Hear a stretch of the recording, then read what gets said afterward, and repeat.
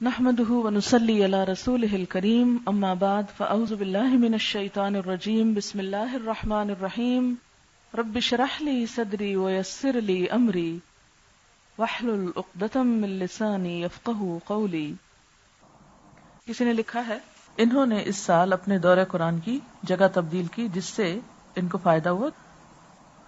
اس سال جو جدہ میں نے کیا ہے تو مجھے انہوں نے 2 گھنٹے دیے۔ مجھے پہلے دن ہی احساس ہو گیا کہ ان کے لیے 2 گھنٹے بہت زیادہ ہیں، کیونکہ 2 گھنٹے کے لیے ایک ہال میں بیٹھنا اور وہ بھی یوتھ کا ان کے لیے ٹو مچ تھا۔ یہ اے لیولز کے بچے جس میں سیکنڈ ایئر تھی، صرف فرسٹ ایئر بھی نہیں تھی، اس کو پھر میں نے سپلٹ کیا اس ٹائم کو، کیونکہ اب انہوں نے ٹائم ٹیبل اپنا چینج کر لیا تھا، وہ پلٹ نہیں سکتا تھا۔ میں نے اس کو مختلف چیزوں میں کیا۔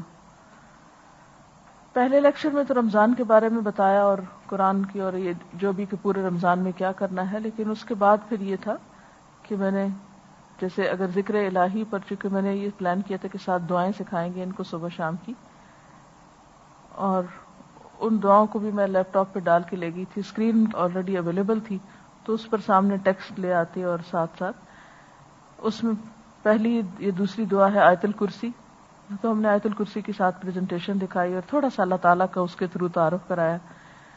پھر اسی طرح مقصد زندگی پر جب بات ہوئی تو میں نے شہد کی مکھی کی جو لائف ہے اس پر گفتگو کی، اور کتنی وہ بامقصد ہے اور کتنی وہ محنت کرتی ہے اور کس طرح شہد تیار کرتی ہے، اور اس کو کمپیئر کیا عام مکھی کے ساتھ کہ جس کی زندگی میں کوئی مقصد نہیں ہے، وہ صرف گندگی میں بیٹھتی ہے اور اپنا وقت ضائع کرتی ہے۔ تو یہ بہت ہی ان کے لیے ایک طرح سے انٹرسٹنگ ہو گیا۔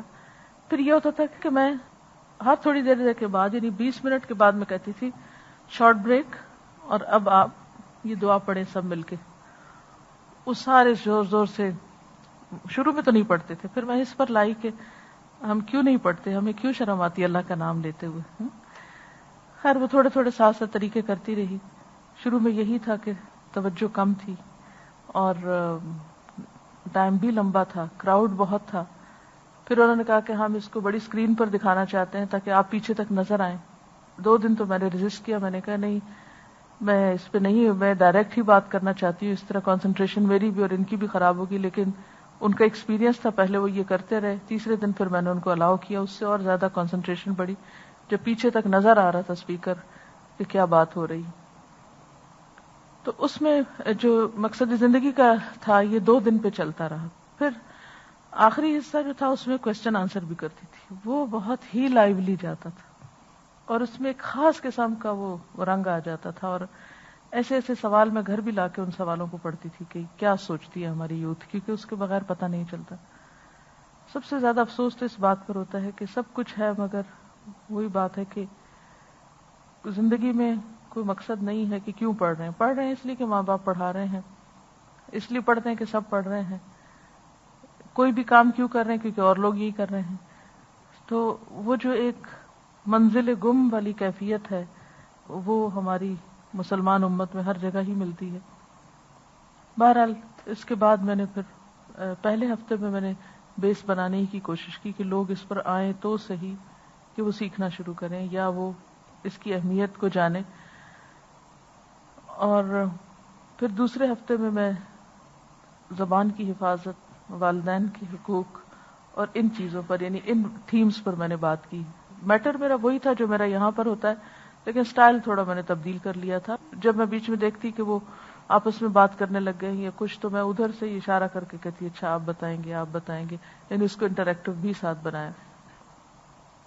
اسی طرح سورۃ الرحمن ان کو پڑھائی، کیونکہ اس میں اللہ تعالیٰ کی نعمتوں کا ذکر ہے اور ایک اس کی اپنی خوبصورتی ہے، اور اس کی تلاوت سنوائی اور اس کی پریزنٹیشن بھی دکھائی، اور اس کے ساتھ ہی پھر میں نے موقع پا کے سورۃ الواقعہ بھی کر دی، کیونکہ میری یہ بہت بڑی تمنا تھی کہ ایک دفعہ آخرت کا نظارہ ضرور دکھانا چاہیے، نہ پسند کرے نہ چاہے، لیکن دس از اے فیکٹ، اس کے بغیر تو پھر ہم سیدھے کہاں ہوتے ہیں۔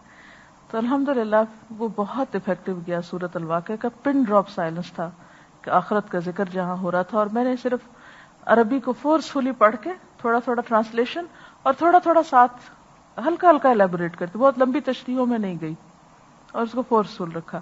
الحمدللہ ٹیچرز بھی آتی تھیں، اور پرنسپل کا یہی تھا کہ شروع کا 1 دن اٹینڈ کیا، دوسرے دن تھوڑا بہت وہ کرتے کراتے، تو میں جب شروع میں گئی تھی تو 2-3 دن تک بلیو می میں حرم بھی جاتی تھی تو میرے صرف آنسو گرتے تھے. میں صرف شکر کرتی تھی. میں کہتی تھی یا اللہ میرے پاس شکر کا طریقہ مجھے سکھا دے, میرے پاس شکر کے سوا کچھ نہیں کہ تو کسی کو اس کی اتنی مرضی کی چیز دے دے, ایک اپنا گھر دے دے اور ایک اپنے وہی تعلیم کی جو میری زندگی کا ایک مشن ہے اس کا ایک موقع دے دے. میری یہ کیفیت کبھی زندگی میں نہیں ہوئی کہ میں اتنی زیادہ خوش ہوں کہ شکر ہی شکر, چلتے پھرتے شکر شکر شکر شکر. اور اس کے ساتھ یہ ہوا کہ بند نہیں ہوا سلسلہ, ساتھ ہی خواتین کا جو کچھ دن باقی تھے, اور آخری عشرہ تو میں نے ویسے ہی بچا کے رکھا ہوا تھا اپنی عبادت کے لیے. اس میں پھر انڈین ایک گروپ تھا, مدراس اور بمبے کے اور کچھ علاقوں کے لوگ آئے ہوئے تھے, بہت پڑھے لکھے لوگ تھے. ان لوگوں کو بہت شوق تھا کہ وہ سیکھیں, تو پھر ڈیلی ان کے ساتھ کلاس ہوتی رہی, اور الحمدللہ وہ بھی بہت اچھا گیا سیشن. آخری دن تک تدریس کا سلسلہ بند نہیں ہوا, صرف یہ کہ موڈ چینج ہو گیا. میرا ارادہ اعتکاف کرنے کا تھا لیکن وہ نہیں ہو سکا, تو میں نے سمجھا کہ شاید لوگوں کو بھی میری زیادہ ضرورت ہے. میں نے ایک واقعہ پڑھا تھا کہیں, ایک عالم دین کو کسی نے مکہ سے خط لکھا کہ میں بہت خوش نصیب ہوں, یہاں پر اللہ کے گھر کا قرب ہے, نمازیں ہیں, امن ہے, سکون ہے, ہمیں کسی چیز کی کوئی فکر نہیں. تو انہوں نے جواب میں ان کو خط لکھا کہ دیکھو اللہ نے رزق تقسیم کر رکھے ہیں, میرے حصے میں تعلیم کا کام آیا ہے, تمہارے حصے میں عبادت کا آیا ہے. تمہیں اللہ نے یہ چانس دیا کہ تم یہاں بیٹھ کے اللہ کو یاد کرو, اور میرے حصے میں یہ آیا کہ میں لوگوں کو سکھایا کروں. اصل چیز تو اللہ کے قریب پہنچنا ہے نا, کوئی اس رستے سے پہنچے گا, کوئی اس سے پہنچے گا, کوئی اس سے پہنچے گا. اور یہ ایک حقیقت ہے, ہم میں سے ہر شخص کو اللہ نے ایک مختلف صلاحیت کے ساتھ پیدا کیا ہے. آپ اپنے اندر اس خاص صلاحیت کو پہچاننے کی کوشش کیا کریں. آپ بات اچھی طرح کر سکتے ہیں کسی سے, یعنی آپ کمیونیکیٹ کرنا جانتے ہیں, آپ لکھ اچھی طرح سکتے ہیں, آپ بیماروں کی عیادت اچھی طرح کر سکتے ہیں, ان کی مدد خدمت اچھی طرح کر سکتے ہیں. آپ کو اللہ نے بہت مال دیا ہے, آپ دائیں بائیں آگے پیچھے چھپا کے دکھا کے دن کو رات کو, جیسے قرآن میں آتا ہے, آپ اس طریقے سے اللہ کے قریب پہنچ سکتے ہیں. تو آپ دیکھیں گے کہ اللہ تعالیٰ نے اس دنیا میں یہ جو رزق کی تقسیم, کسی کو زیادہ دیا, کسی کو کم دیا, کسی کو ذہانت زیادہ دے دی, کسی کو کم دے دی, کسی کو علم زیادہ دے دیا, کسی کو کم دے دیا, تو یہ اس کی اپنی تقسیم ہے. اب ہمیں یہ دیکھنا چاہیے کہ ہمیں اللہ نے کہاں رکھا ہے نا, اور یہ اس کی تقدیر ہے, اس میں ہمیں راضی ہونا ہے. اس ملی ہوئی نعمت یا رزق کو بیسٹ طریقے سے استعمال کرنا ہے. یعنی رزق سے مراد صرف کھانے پینے کی چیز نہیں, ہماری وہ صلاحیتیں بھی ہیں جو اللہ نے ہم کو, ذہانتیں بھی ہیں جو اللہ نے ہم کو دی ہیں, یا اپرچونٹیز یا مواقع جو کچھ بھی ہیں, کہ اس کو ہم کس طرح بہترین سے بہترین راہ پہ لگا کے اللہ کے قریب ہو سکتے ہیں. اگر ایک عورت کتے کو پانی پلا کے اللہ کے قریب ہو سکتی ہے, تو کوئی دوسرا کسی اور طریقے سے ہو سکتا ہے. تو اس واقعے سے میرے دل پہ بڑا گہرا اثر ہوا. میں نے کہا کچھ لوگوں کو اللہ نے چنا ہے اپنے گھر کے اعتکاف کے لیے, مجھے چنا ہے تعلیم کے لیے, کہ میں جتنا بھی بھاگنے کی کوشش کرتی ہوں لوگوں سے, جتنا بھی چھپتی ہوں, اتنی پکڑی جاتی ہوں. اب انہوں نے جب کہا کہ آپ سکھائیں تو میں نے کہا چلیں ٹھیک ہے میں سکھاتی ہوں. اب میں نے کیا کیا, ٹارگٹ مقرر کیے, میرے پاس صرف اتنے دن ہیں, یہ لوگ انڈیا سے آئے ہیں, دوبارہ نہیں مجھے ملیں گے, شاید میں ان تک دوبارہ نہ جا سکوں, مجھے کیا کیا کیا کرنا چاہیے, ان چند دنوں میں انہیں کس رستے پہ لگاؤں. ایک تو یہ میں جاؤں ٹائم پاس کروں, الحمدللہ کوئی بھی قرآن پاک کی صورت کھولوں گی, کہیں سے بھی پڑھاؤں گی, اللہ نے اب اتنی توفیق دی ہے کہ کچھ نہ کچھ گزارا کر لوں. ایک تو یہ ہو سکتا ہے. ایک یہ ہے کہ مجھے ان کو کسی راہ پہ لگانا ہے, یہ نہیں کہ یہ چند دن یہاں عمرے کریں, طواف کریں, نمازیں پڑھیں, درس سنیں, اور جب واپس جائیں تو اپنی دنیا میں کھو جائیں. یہ نہیں کرنے دینا ان کو. عام طور پہ ایسے ہوتا ہے نا, عمرے سے واپس آتے چند دن تو بڑا اثر رہتا ہے, پھر اس کے بعد واپس اپنی اصل جگہ. اچھا تو پھر کیا کرنا چاہیے؟ میں نے یہ دیکھا کہ میرے پاس اس وقت ہے کیا. الحمدللہ میرے پاس جو یہاں پر چھوٹے چھوٹے لیفلیٹس چھپے ہیں, نماز با جماعت, جمعۃ المبارک کا دن, رمضان المبارک, اور اسی طرح کے کچھ اور, عمرہ کا چھوٹا جو پیمفلٹ تھا وہ, دعاؤں کی شفا, استخارہ, یہ وہ آلموسٹ الہدا ایک نظر میں سب کچھ موجود تھا اللہ کے فضل سے. میں نے بلکہ اپنے کمرے میں ہی ڈریسنگ ٹیبل پہ چھوٹا سا اسٹال لگایا ہوا تھا. کوئی مجھ سے آتا تھا ملنے تو میں کہتی تھی کچھ پسند کرے, بیچنے کے لیے نہیں لگایا تھا, ویسے ہی میں کہتی تھی اس میں سے اب کوئی مہمان آتا ہے, روزہ ہے, کھانے کو کیا پیش کر سکتے ہیں آپ, ہاں, تو وہ کہتی تھی آپ کچھ پسند کریں, کچھ آپ لینا چاہیں لے جائیں. تو خوشی خوشی لوگ, یعنی جیسے لوگ اپنے ٹرے سجا کے, یا ایک بوفے ہوتا ہے, تو یہ میں نے ایک بوفے سجا رکھا تھا اپنے اسٹیبل پر کہ کوئی بھی آئے تو اس کو آفر کیا جا سکے. یعنی مہمانداری کا یہ بھی تو ایک طریقہ ہو سکتا ہے نا, آپ اپنے گھر کے کسی حصے میں یا اپنے درس کے کمرے میں چھوٹی چھوٹی چیزیں, اور ضروری نہیں کہ ہم بیچنے خریدنے کا ہی کام اس وقت کریں. یہ بھی ہوتا ہے, جیسے میں نے سوچ لیا کہ میں نے صدقہ تو کرنا ہے, ایک صدقہ غریب کو انسان دیتا ہے, ایک فی سبیل اللہ, ایک اللہ کے دین کی تبلیغ میں صدقہ کرتا ہے جس کو صدقہ جاریہ ہم کہتے ہیں. تو یہ ایک طریقہ کرتے ہیں کہ رکھ چھوڑتے ہیں, زیادہ سے زیادہ کتنے پیسے لگیں گے, کتنا خرچ آئے گا اس پر, میکسیمم کیا لگ جائے گا. اسی طرح کچھ سی ڈیز یہاں سے گئی تھی, کچھ کیسٹس سجا کے رکھ دی چیزیں. اب ظاہر ہے کہ جب کوئی آتا ہے اور وہ لیتا ہے تو عام طور پر لوگ اس طرح نہیں کرتے کہ ہر چیز اٹھا کے لے جائیں آپ کی. جب آپ کہتے ہیں نا کچھ چوز کر لیں یا کچھ پسند کر لیں اس میں سے, تو وہ کوئی ایک دو تکلفاً تھوڑا بہت, جیسے آپ کھانے میں تکلف لوگ کرتے ہیں وہاں بھی کرتے ہیں, تو پھر وہ صرف وہی چیز لیں گے کہ جو ان کی واقعی ضرورت ہوگی. تو الحمدللہ وہ ایک تعارف کا بھی موقع. بہرحال میں نے ان چند دنوں کے آخری عشرے کی اس طرح پلاننگ کر لی. میں نے یہ دیکھا کہ یہاں آ کر لوگ کیا کیا غلطیاں کرتے ہیں. پہلے تو تھوڑی اس پر گفتگو, جیسے نماز ٹھیک سے نہیں پڑھتے, یا یہاں تو پڑھتے ہیں گھر جا کے نہیں پڑھتے. ایک لیکچر نماز پہ دیا, اس کے ساتھ نماز با جماعت کا پیمفلٹ سارا لے گئی, کیونکہ آخری عشرہ تھا. اب اس کے بعد تو کوئی وہاں واپس تو نہیں چیزیں لانی تھی. اور بجائے اس کے کہ میں ہیپ ہیزرڈلی ادھر تقسیم کرتی ادھر ادھر, میں نے کہا کیوں نہ لوگوں کو جو یہ انڈین گروپ ہے ان کے درس کے دوران ہاتھ میں پکڑا دیا جائے. میں نے اس طرح کیا کہ جیسے نماز پر ایک لیکچر دیا, اس کے بعد وہ ایک ایک لیفلیٹ جو تھا وہ سب کے ہاتھ میں تقسیم کر دی. انہوں نے اتنی خوشی سے لیا. میں نے کہا چل آپ اس کو کھولیے. کھول کے میں نے اس کو پڑھنا شروع کیا, نماز با جماعت کا طریقہ اور اس کی فضیلت اور اس کے سارے آداب, وہ باتیں جو آپ زبانی کسی کو نہیں کہہ سکتے, یہ کرو یہ کرو, یہ نہ کرو یہ نہ کرو, یہ نہیں کہہ سکتے کسی کو. اور لوگ غلطیوں پہ غلطیاں کیے جاتے ہیں, وہ پھر بھول جاتے ہیں کیونکہ ساری زندگی انہوں نے یہ کیا نہیں ہوتا, اور ہم پھر صرف تبصرے کر کے رہ جاتے ہیں کہ لوگوں کو نماز نہیں پڑھنی آتی, اتنی دور آ جاتے ہیں جماعت سے نماز نہیں پڑھنی آتی. خیر, وہ لفظ میں نے ان کے ساتھ ریڈ کیا, تھوڑا تھوڑا الیبوریٹ کیا, اور ان کو آخر میں یہ کہا کہ یہ کاغذ آپ اپنے آس پاس اور لوگوں کو بھی, گھر والوں کو بھی پڑھائیں. اتفاق سے اگلے دن جمعرات تھی اور اس سے اگلے دن پھر جمعہ تھا, تو میں نے سوچا کہ جمعے کے بارے میں ان کو بتانا چاہیے, کیونکہ اس سے ایک جمعہ پہلے مجھے بڑا ہی بٹر ایکسپیرینس ہوا. میرے ساتھ ایک بچی بیٹھی تھی, کوئی 13-14 سال کی تھی, پاکستانی اوریجن تھی. وہ بچی مسلسل اپنی دوسرے کسی کے ساتھ باتیں کر رہی تھی. اب آپ کو یہ تو معلوم ہے, خطبے کی حالت میں آپ کسی کو اگر یہ کہتے ہیں چپ کرو تو یہ بھی لغو بات ہے, اس کی بھی اجازت نہیں. اب کیا ہے, میں اسے اشارہ کروں پلیز چپ ہو جاؤ, کبھی کہوں دیکھو خطبہ ہو رہا ہے, کبھی کچھ, لیکن اس کے اوپر کوئی بات اثر نہیں کی. حتیٰ کہ میں نے ہاتھ سے بھی اس کو تھوڑا سا یوں کیا, لیکن معلوم نہیں اس کی کیا مجبوری تھی, کیونکہ اس کو خطبہ سمجھ نہیں آ رہا تھا.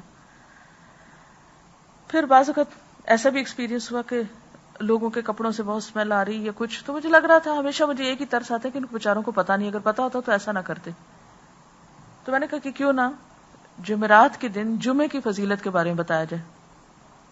وہی میں نے سورۃ جمعہ پڑھی, سورۃ جمعہ پہ درس دیا پہلے, پھر اس کے آخر میں جا کے آتا ہے نا جمعے کی آیت جو ہے, پھر اس سے کنیکٹ کر کے پھر پیمفلٹ تقسیم کیا اور پڑھنا شروع کر دیا. اس میں احادیث بھی تھی, اس میں ٹپس دی, سب کچھ ایک ریلیونٹ چیز تھی, لوگ خوش ہوئے. اسی طرح کچھ لوگ ایسے تھے جو اردو نہیں پڑھ سکتے تھے, انگریزی پڑھتے, تو وائی شوڈ وی پرے اور اس طرح کی کچھ چیزیں. پھر آپ کو پتا ہے کہ لوگوں کو وضو نہیں کرنا آتا, طہارت کا نہیں پتا, تو ایک پمفلٹ ہے نا وضو تیمم طہارت اینڈ سو آن. عمرہ کرتے ہیں لیکن مسئلے انہوں نے پوچھنے شروع کیے کہ اچھا عمرے میں یہ کر سکتے ہیں وہ کر سکتے ہیں, تو میں نے وہ چھوٹا جو عمرے سے متعلق تھا وہ دیا. پھر پریشانیوں کا لوگ فوراً، آپ کو معلوم ہے نا کہ لوگ کیا کرتے ہیں، ادھر آپ درس دیں ادھر آپ کو ایک نہ ایک پکڑ کے کھڑا ہو جاتا ہے، اچھا یہ مسئلہ ہے، اب اس کا حل کیا ہے. اب یہ ہے کہ اس کے لیے آپ کے پاس دعائے حاجت اور اس طرح کی چیز جو ہے وہ ضرور ہونی چاہیے تاکہ لوگوں کو آپ ایک صحیح رستے پر لگائیں. تو اس پر پھر آپ ان کو دعائے حاجت پڑھ کے سنا سکتے ہیں، دعائے حاجت کو ایکسپلین کر سکتے ہیں، اور دعائے حاجت کا کارڈ سب کے ہاتھ میں دے سکتے ہیں. اگر آپ سمجھتے ہیں کارڈ افورڈ نہیں کر سکتے تو آپ اس کی فوٹو کاپی کرا لیجئے. 10 کاپیاں 10 روپے میں ہو جائیں گی، کتنا خرچ آئے گا؟ 10 روپے ہم صدقہ کر سکتے ہیں، ہم نہیں بیچے. وہ سب کو ایک ایک پکڑا کے اور وَاسْتَعِينُوا بِالصَّبْرِ وَالصَّلَاةِ کے اوپر آپ چھوٹا سا لیکچر دے سکتے ہیں. یعنی چونکہ آخری عشرہ آ چکا تھا اور آپ کو معلوم ہے کہ آخری عشرے میں راتوں کو بھی جاگنا ہوتا ہے، پھر ایک طرح سے انسان روزہ رکھ رکھ کے تھوڑا کمزور بھی ہو جاتا ہے، یعنی وہ اتنی انرجی نہیں ہوتی. پھر وہاں یہ ہے کہ لوگ چونکہ ساری رات جاگتے ہیں اس لیے صبح سونا مسٹ ہوتا ہے. اگر صبح نہیں آپ سوئے نماز کے بعد، اشراق وغیرہ کے بعد، تو پھر آپ کوئی اور کام کر نہیں سکتے. تو اور وہ بھی پھر یہ کہ ظہر کی نماز سے پہلے پہلے آپ کو اٹھ کے نہا دھو کے تیار ہو کے مسجد بھی جانا ہے. تو وہ ہارڈلی کوئی 3-4 گھنٹے آپ کو ایک سلیپ کے مل ہی جاتے ہیں، اور وہ بھی انسان اس لیے سوئے تاکہ آگے پھر عبادت بہتر کر سکے. تو چونکہ وہاں پر 12 بج کے میرا خیال ہے آج کل 7 منٹ یا 8 منٹ پہ ظہر کی اذان ہو رہی تھی. تو آپ کتنا سو سکتے ہیں میکسیمم بھی؟ سورج ادھر سے دیر سے نکل رہا تھا اور ظہر جلدی ہو رہی تھی، تو بیچ کا ٹائم تھوڑا ہی تھا. تو ظہر کی نماز کے بعد درس شروع ہوتا تھا. ظہر کے فوراً بعد ایک پروگرام آتا تھا قرآن پاک کی تفسیر کا، جو میں سن رہی تھی، بلکہ ظہر کی نماز کے بس بالکل ہی قریب قریب. تو وہ نہیں میں مس کرتی تھی. وہ دن میں 2 دفعہ ریپیٹ ہوتا، کوشش کرتی 2 دفعہ سن لو، نہیں تو 1 دفعہ. تو پورے قرآن پاک کی شروع سے آخر تک صرف 30واں پارہ میرا رہ گیا کیونکہ اس دن عید ہو گئی اور اگلے دن ہماری فلائٹ تھی تو وہ رہ گیا، ابھی تک نہیں مل سکا مجھے. بہرحال نماز کے بعد یعنی تقریباً 1:30 بجے یہ سارا کام ختم کر کے پھر میں درس دیتی تھی 2:30 سے 2:45. اور آپ کو پتا ہے 3:15 یا 12 پہ پھر عصر کی اذان ہو جاتی تھی، یعنی بمشکل واپس لوٹ کے. تو پھر اور پھر جب تک نماز پڑھ کے تھوڑا آپ قرآن پاک پڑھیں، تھوڑا ذکر وغیرہ کریں، تو اس کے بعد یہ کہ ایک اور پروگرام آتا تھا فن الاحسان، احسان کرنے کے طریقے. تو یہ ہر روز ایک نیا طریقہ بتاتے تھے. یہ بہت ریگولرلی میں نے سنا ہے. میرا دل ہے کہ میں اس دفعہ کے کورس میں اس کو شامل کر لوں، کیونکہ ان اللہ یحب المحسنین، محسنین کو اللہ پسند کرتا ہے، محبت کرتا ہے. اور ہم سمجھتے ہیں کہ دل خوش کر دینے والا پروگرام تھا. آپ کریں یا نہ کریں، لیکن اگر آپ کو طریقے بھی پتا ہے یا وہ سیکھ رہے ہیں تو آپ کے اندر ایک خاص قسم کی خوشی پیدا ہوتی ہے نا. اس کو میں نے بہت زیادہ انجوائے کیا. وہ بھی میں نے ایک دفعہ جب شروع کیا میرا نہیں خیال کہ کوئی مس کیا. پھر اس سے ایک دن بہت زیادہ بارش تھی، اس دن سگنل ڈاؤن تھا. پھر اگلے دن وہ ایک اور ٹائم پر قطر ٹیلی ویژن سے آتا تھا، پھر اس کو میں نے وہاں سے کر لیا. اینی ہاؤ تو اس میں یہ تھا کہ ٹائم بہت لمیٹڈ ہوتا تھا، تو مجھے اس ٹائم پر سکھانا ہوتا تھا. اس وقت میری اتنی انرجی نہیں ہوتی تھی کہ میں ایک پورا سپارہ بیٹھ کے ان کو پڑھا سکوں، یا میں اپنے دماغ پہ زور ڈال کر کوئی زوردار لیکچر نہیں دے سکتی تھی ان کو. میں ان کو قرآن پاک کا کوئی حصہ پڑھ کے سناتی اور وہ ریلیونٹ ہوتا اس دن کے میرے ٹارگٹ سے کہ آج میں نے ان کو کیا دینا ہے، کیا سکھانا ہے. پھر اسی طرح قرآن پاک کی اہمیت پہ بات ہوئی. پھر تعلیم القرآن 10 پاروں کی CDs تھی، بعد میں پہنچی تھی الحمدللہ. اس پر میں نے ان کو 28ویں روزے میں نے انہیں اپنا ٹارگٹ پورا کر لیا کہ آپ یہاں سے جائیں گے گھروں کو، آپ روزانہ صبح کے وقت ٹائم نکالیں گے، یہ سنیں گے، اس طرح لکھیں گے، یہ کریں گے، یہ کریں گے. اور بہت زیادہ اس پہ توجہ دلائی کہ دیکھیں ہم بہت جلد اللہ کے پاس واپس جانے والے ہیں، تو ہماری زندگی ضائع نہ جائے. تو اللہ کا شکر ہے کہ اطمینان ہوا کہ ان کو کچھ دے کر بھیجا ہے، اب آگے کچھ نہ کچھ وہ شروع کر سکیں. اب 29 روزے کو میرا دل تھا کہ پتہ نہیں کل آخری روزہ نہ ہو تو میں ذرا کل کا ہی چلو اعتکاف کر لوں. انہوں نے مان کے ہی نہ دیا کہ یہ نہیں ہو سکتا، آپ آدھے گھنٹے کے لیے آ جائیں. پھر مجھے یہ آیا کہ صبح تو سونا ہے تھوڑا، پھر اس کے بعد پڑھنا پڑھانا ہے، پھر اس کے بعد چلو تھوڑا ٹائم دے ہی دیتی ہوں. اس میں پھر میں نے قو انفسکم واہلیکم نارا، کل تک تو اپنے لیے تھا کہ خود پڑھو، اور پھر آخری لیکچر بھرپور طریقے سے اس بات پر تھا کہ اپنے گھر والوں کی بھی فکر کرو، اپنے بچوں کی بھی فکر کرو، اپنے ہمسایوں کی، آس پاس کے لوگوں کی، اور ایون جو نان مسلمز آپ کے آس پاس رہتے ہیں ان کو بھی دین کی طرف بلاؤ. تو الحمدللہ اس طرح ایک ٹارگٹ سامنے رکھ کے ایک پلاننگ کے ساتھ چند دنوں میں، چند گھنٹوں میں ایک مفید چیز اللہ تعالیٰ نے سکھائی. تو آپ سے بھی میں یہی کہوں گی کہ اپنے رمضان کے بعد چاہے آپ ویکلی کلاس لیں، چاہے آپ ڈیلی کلاس لیں، کوئی بھی آپ کے سامنے جو ٹارگٹ ہے اس کو پلان کریں کہ آپ نے کیا دینا ہے، کیا سکھانا ہے، کیا ہونا چاہیے. ابھی تک آپ کیا سکھا چکے، کیا نہیں سکھایا. اب آپ کے اسٹوڈنٹس رمضان میں اگر پورا قرآن پاک سن چکے ہیں تو اب ان کو کیا سیکھنے کی ضرورت ہے اور کیا دینا چاہیے. مثلاً آپ لوگوں کا حدیث کورس جو ہے وہ اسی ایک پلاننگ کا نتیجہ ہے جو مختلف لوگوں نے بیٹھ کے مشورے کیے اور پلاننگ کی کہ اب آپ لوگ قرآن پاک پڑھ چکے ہیں، کورس ایک کر چکے ہیں، رمضان میں ابھی وقت ہے، بیچ کے ٹائم کو اگر کسی مفید چیز میں نہیں گزارا گیا تو اندیشہ ہے اس بات کا کہ ہم پچھلا اثر بھی کھو بیٹھے اور آئندہ کے لیے بھی ہم دین سے دور نہ ہو جائیں. تو اس پر یہ تھا کہ چلیے آپ قرآن پاک کی دہرائی کر لیں، ترجمے کی، آپ مزید کوئی نئی چیز سیکھ لیں، عربی پڑھنا سیکھ لیں. تو یہ ایک ٹارگٹ مقرر کیا گیا کہ چلیں 6 ہفتے یا جو بھی تھا وقت، اس میں اتنے دن اتنے گھنٹے کے لیے یہ چیز آپ اس طرح سن لیں، یوں پڑھ لیں، یوں پڑھا لیں، یہ سیکھ لیں، یہ سکھا لیں.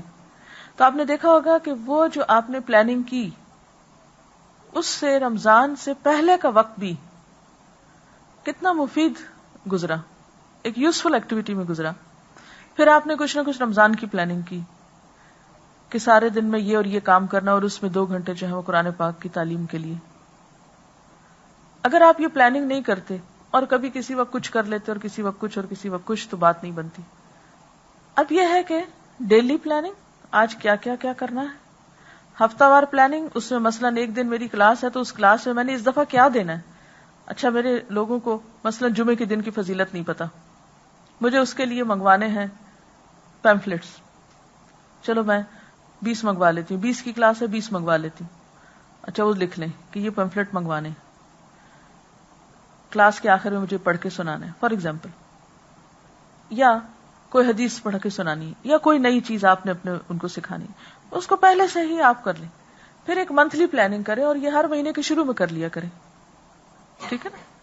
مثلاً دسمبر کے مہینے کی میری یہ پلاننگ ہے، دسمبر میں مثلا میں نے یہ اور یہ اور یہ کرنا ہے. فار ایگزامپل آپ ایک ٹارگٹ رکھیں، ایک سورت یاد کرنی، 5 حدیثیں زبانی یاد کرنی، فلاں ایک کتاب مجھے پڑھنی.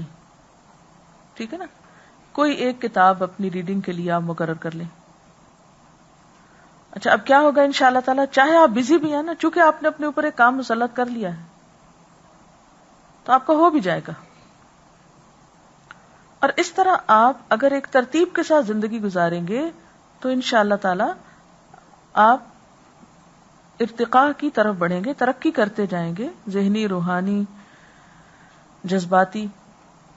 اور اگر آپ کی زندگی میں کوئی پلاننگ اور ٹارگٹ ہے ہی نہیں کہ آپ نے کیا بننا ہے، کیا کرنا ہے. اچھا ہم سب نے کیا پلاننگ کی ہوئی ہے اور کیا ٹارگٹ رکھا ہوا ہے؟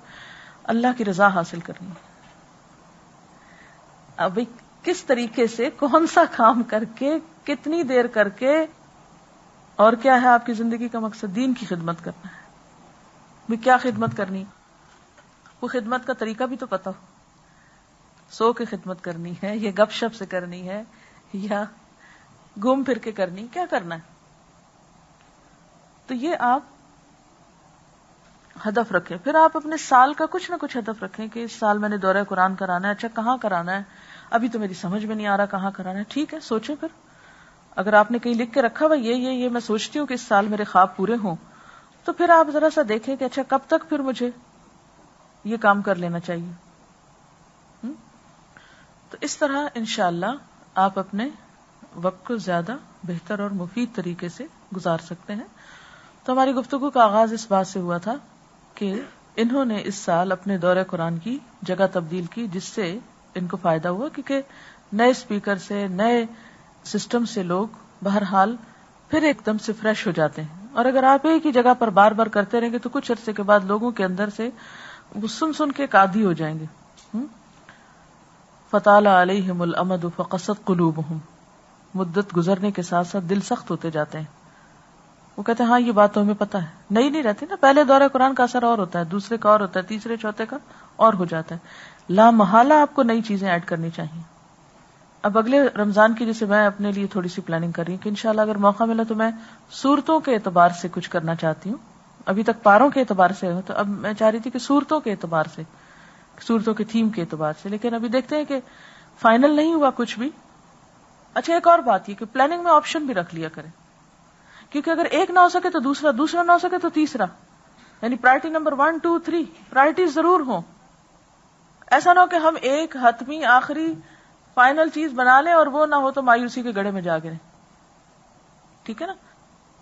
1 2 3 یعنی 1 1 2 2 3 3 4 1 2 3 4 یہ آپشنز ہیں میرے پاس. اگر یہ ہو گیا یعنی پہلے تو نمبر 1 کے لیے کوشش کریں، لیکن اگر آپ دیکھیں کہ اسباب نہیں جڑ رہے اس کے لیے تو 2 کے لیے، یا عین سال کے بیچ میں، مثلا سال کے بیچ میں کوئی نئی راہ آپ کے سامنے آ گئی تو اس موقع پر پھر اس کا جائزہ لے کر اس کو بھی اپنے اس میں شامل کر لیں. ٹھیک ہے نا؟ اور کوئی کچھ کہنا چاہے آپ میں سے؟ جی آپ. جی ہاں.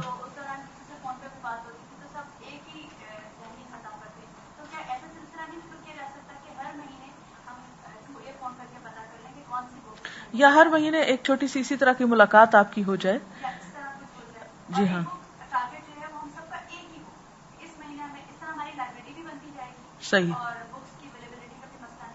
ٹھیک ہے انشاءاللہ. ایسا ہے کہ اس کے بعد ایک اور کتاب ہے حیات تابعین کے درخشاں پہلو، تو اگلے مہینے کے لیے وہ رکھ لیجئے. جب تک 1 مہینہ یا 2 مہینہ اس کے لیسن گن لیتے ہیں تاکہ ایک دن میں ایک ہو.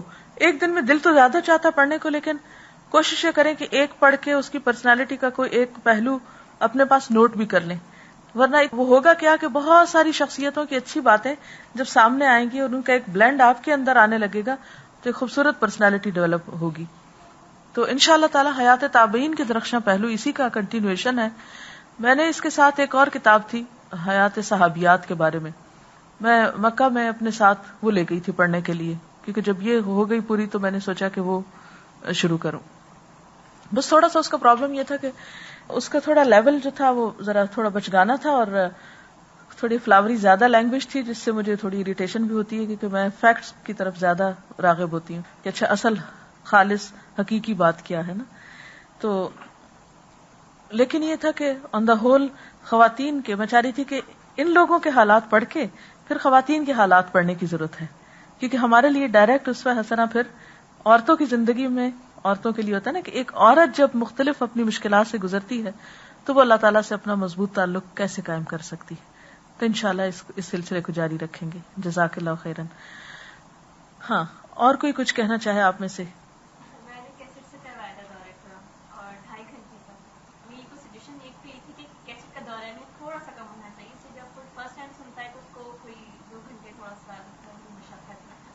اس میں آپ یہ کر سکتے ہیں نا کہ 1 گھنٹہ آدھا گھنٹہ سنا کے جب کیسٹ بدلنے کی باری ہے اگر کوئی بہت تیز بات نہ چل رہی ہو تو اس موقع پر کوئی حدیث کی کتاب اپنے پاس رکھ لیں یا کوئی تلاوت، یا یہ کہ ان سے پوچھ لیں تھوڑا سا 5 منٹ کا ٹارگٹ رکھ کے یا 3 منٹ کا کہ اچھا اس میں سے اس حصے میں سے آپ نے کیا سنا. تھوڑی سی جب گفتگو کر لیں گے ان کا بھی خون تیز ہو جائے گا. کیوں؟ جب آپ سے کوئی مثلا میں آپ سے کچھ پوچھوں گی تو سب سے پہلے کیا ہوگا؟ آپ کا دل اتنا دھڑکنا شروع کر دے گا، دوران خون اتنا تیز ہوگا کہ آپ پورے کے پورے فریش ہو جائیں گے. ٹھیک ہے؟ تو انشاءاللہ تعالی اس طرح بیچ میں کبھی بھی کیسٹ یکساں 2 گھنٹے نہیں لگائیں. نیور. ہمیشہ آدھے گھنٹے کے بعد بریک کریں. اگر آدھے میں ممکن نہ ہو تو 1 گھنٹے کے بعد تو ہر صورت. کیونکہ آپ کو پتا جب میں لائیو بھی پڑھا رہی ہوتی ہوں تو اس میں بھی میں بریک کرتی ہوں تھوڑی سی، تاکہ آڈینس جو ہے وہ تھوڑا سا ریلیکس ہو جائیں، ذرا سی کمر سیدھی کر لیں. کیونکہ بعض اوقات آپ قرآن میں اتنے کھو جاتے ہیں کہ آپ اپنی جگہ سے ہلتے بھی نہیں ہیں. تو وہ بہت ضروری ہوتا ہے مزید ابزارب کرنے کے لیے. اور اس کا بہترین طریقہ یہ ہے کہ آپ ان سے ضرور پوچھیں کہ انہوں نے کیا سیکھا ہے، کیا سنا ہے. کیونکہ بعض اوقات کہا کچھ جاتا ہے اور وہ کچھ اور سمجھے ہوئے ہوتے ہیں، تو اس کی اصلاح بھی ضروری ہوتی ہے. ٹھیک ہے؟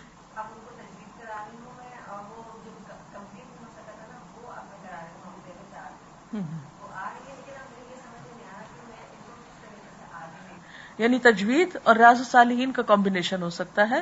جو لوگ تفسیر نہ ابھی کر پائیں، لکھ نہ پائیں یا یاد نہ کر پائیں یا اتنا ان میں حوصلہ نہ ہو، تو اس سے یہ ہے کہ ایک اور ابھی مائنڈ بنانے کی ضرورت ہے. ڈیٹیل بالکل نہیں ابھی شروع کرائیں. ابھی آپ ان کو پہلے ناظرہ قرآن سکھائیں، کیونکہ آپ نے جب جان لیا کہ ان کو دعا بھی صحیح نہیں پڑھنی آ رہی تو اس کا مطلب ہے کہ ان کا ناظرہ ٹھیک نہیں. تو ابھی تفسیر پہ کس لیے جاتے ہیں جب تک ناظرہ ہی ٹھیک نہیں؟ تو آپ ناظرے پہ آ جائیں اور پھر ناظرے کے ساتھ ساتھ آپ ان کو حدیث کروا لیں، ریاض الصالحین ہی کروا لیں. اچھا، ایک اور بات یہ کہ جیسے آپ نے ذکر کیا پھر انہوں نے، یہ بہت اچھا آئیڈیا ہے.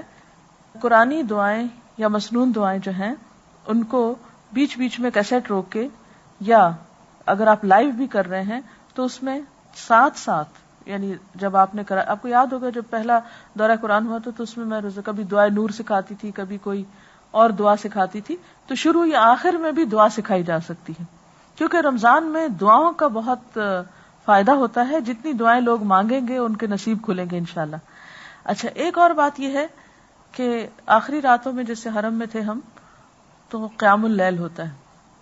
اب جو قیام اللیل تھا اس میں اتنے لمبے رکوع، اتنے لمبے سجدے کہ میں نے زندگی میں واقعی پہلی دفعہ اتنے لمبے صلاۃ التسبیح کے علاوہ اتنے لمبے سجدے کیے.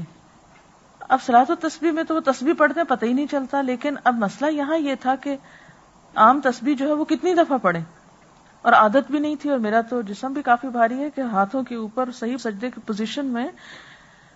پہلے دن تو میں بالکل فرش پہ کھڑی تھی، تو جب میں اٹھی تو بالکل بھیگا ہوا تھا سانسوں سے اگلی یعنی سجدے کی جگہ نا. پھر اس کے بعد میں نے اپنی پوزیشن اور تھوڑی درست کی سجدے کی، ہاتھوں کی، کیونکہ ہاتھ بھی اگر ذرا ٹیڑھے رکھے ہوئے آپ نے تو بھی آپ صحیح سجدہ نہیں کر سکتے. ہاتھوں کی پوزیشن صحیح کی، اپنے ماتھے کی، ناک کی، ٹخنوں کی، گھٹنوں کی، پاؤں کی، انگلیوں کی، جتنا صحیح پوزیشن آئی اتنا اچھا سجدہ ہوا. دوسرا کام میں نے یہ کیا کہ مسنون دعاؤں کا جو حصہ تھا قرآنی اور مسنون دعاؤں میں سے وہ کھول کے پاس رکھ لیا. ہر 2 رکعت سے پہلے میں اپنے دماغ میں ترتیب تازہ کر لیتی کہ پہلی دعا یہ ہے، دوسری یہ، تیسری یہ، چوتھی یہ، پانچویں یہ. اچھا، جب میں سجدے میں ہوتی تو میں شروع سے شروع کر دیتی اللہم فقہنی فی الدین، وہاں سے شروع کر دیتی. اس سے اتنا لطف آیا مجھے سجدوں میں کہ ابھی میرا دل چاہتا تھا ختم نہ ہو اب. اور ایک دم اللہ اکبر ہوتی تھی، میں کہتی اوہو میری تو بھی یہ دعا بھی رہتی تھی. کچھ دعائیں مانگنے میں ایسا مزہ آیا کہ 2 3 دفعہ بھی دل چاہتا تھا وہ چیز مانگے اللہ سے نا، کیونکہ انسان سب سے زیادہ قریب اللہ کے سجدے میں ہوتا ہے. تو اس وقت اگر انسان، آپ صلی اللہ علیہ وسلم نے حکم بھی دیا ہے کہ تم پھر دعا میں کثرت کرو، زیادہ دعا مانگو. تو آپ لوگ بھی جن کو دعائیں یاد ہیں وہ اپنی تہجد میں اب بھی یہ کر سکتے ہیں، اور جن کو یاد نہیں ہے یا جو آپ کے آگے رمضان کے اسٹوڈنٹس ہیں جیسے آپ جائیں گی انشاءاللہ، تو قرآنی اور مسنون دعاؤں کی ایک کتاب جو ہے وہ اپنی طرف سے ایک طرح سے ہدیہ کر دیں، یعنی ایک طرح سے صدقہ ہو جائے گا آپ کا. وہ جتنی مانگیں گی ان کی مانگی ہوئی آپ کو بھی لگتی جائیں گی انشاءاللہ، کیونکہ وہ آپ سبب بنے گی نا. کیونکہ دیکھیں مہینے میں ہمیں ٹارگٹ رکھنا چاہیے، مہینے میں اتنا صدقہ تو کرنا ہے فی سبیل اللہ، اتنا غریب کو کھانا کھلانا ہے، اتنا مثلا ایک غریب کو کھانا کھلانا. اسلام آباد والوں کا فون آیا تو میں نے ان کو ایک ٹارگٹ دیا، میں نے کہا سارے اسٹوڈنٹس کو، جتنے کورسز ہیں سب اسٹوڈنٹس کو، کوئی غریب ہے کہ امیر ہے، سب کو کہیں رمضان میں ایک وقت کا کھانا سب کھلائیں، کسی کو بھی کھلائیں مگر ایک وقت کا انٹینشنلی رمضان کے ثواب کی نیت سے. کیونکہ آپ نے سورۃ الدہر کے آخر میں بھی پڑھا ہوگا وَيُطْعِمُونَ الطَّعَامَ عَلَىٰ حُبِّهِ مِسْكِينًا وَيَتِيمًا وَأَسِيرًا إِنَّمَا نُطْعِمُكُمْ لِوَجْهِ اللَّهِ لَا نُرِيدُ مِنكُمْ جَزَاءً وَلَا شُكُورًا. کیونکہ اللہ تعالیٰ کے نزدیک پسندیدہ ترین اعمال میں سے یہ جو فن الاحسان تھے نا، احسان کے طریقے، انہی میں سے ایک دن انہوں نے اس موضوع پر بھی بات کی تھی کہ کھانا کھلانا جنت میں لے جانے والے کاموں میں سے. ہم تو عموماً تکلفاً دعوت، دکھاوے، ریاکاری کے کھانے کھلاتے ہیں کہ لوگ تعریف کریں واہ واہ کیا پکایا اور کیا سجایا، اور صرف ایک نمود و نمائش کی طرف ہمارا رجحان زیادہ ہو گیا. تو اس میں ایک کھانا ضرور کھلائیں کسی کو. تو آپ مہینے کا ٹارگٹ رکھ لیں، ایک صدقہ میں نے یہ کرنا ہے، ایک یہ کرنا ہے، ایک یہ کرنا ہے، ایک یہ کرنا ہے. مثلا احسان کے اگر 30 طریقے اللہ توفیق دے تو اگر موقع ملا مجھے تو نئے کورس میں چاہوں گی کہ میں سکھاؤں یہ طریقے نا، تو مہینے کا ٹارگٹ رکھ لیں کہ یہ 30 احسان میں نے مہینے میں کرنے. آپ ہو نہیں سکتا آپ کسی پہ احسان کریں تو اللہ آپ پر نہ کرے، ٹھیک ہے نا.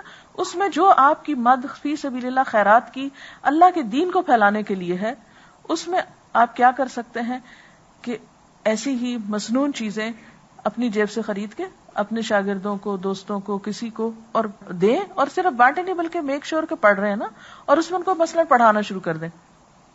ہر کلاس میں ایک دعا یاد کرا دیں، 3 دفعہ کلائیں، 7 دفعہ کلائیں، 10 دفعہ، 15 دفعہ، اور پھر ان کو 7 طریقہ بتائیں. دیکھیں ہر نماز کے بعد یہ دعا مانگیں. آپ اپنے والدین کے لیے مانگیں گے، آپ کی اولاد آپ کے لیے فرما بردار بنے گی.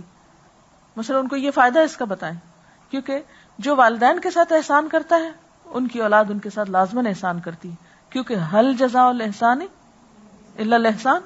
کیا احسان کا بدلہ احسان کے سوا کچھ اور ہو سکتا ہے؟ تو انشاءاللہ تعالیٰ آپ اپنے والدین کے لیے محسن بنے، وہ آپ کی اولاد آپ کے لیے محسن ہوگی انشاءاللہ. تو اگر آپ عام لوگوں کو یہ بتائیں گے نا، کیونکہ ہر کوئی کتنا پریشان ہوتا ہے اپنے بچوں کے لیے، کتنا یہ مسائل ہے نا عام میں کہ بچے بات نہیں مانتے، بچے بدتمیزی کرتے، بچے پوچھتے نہیں، بچے چھوڑ گئے ہیں، بچے یہ بچے وہ.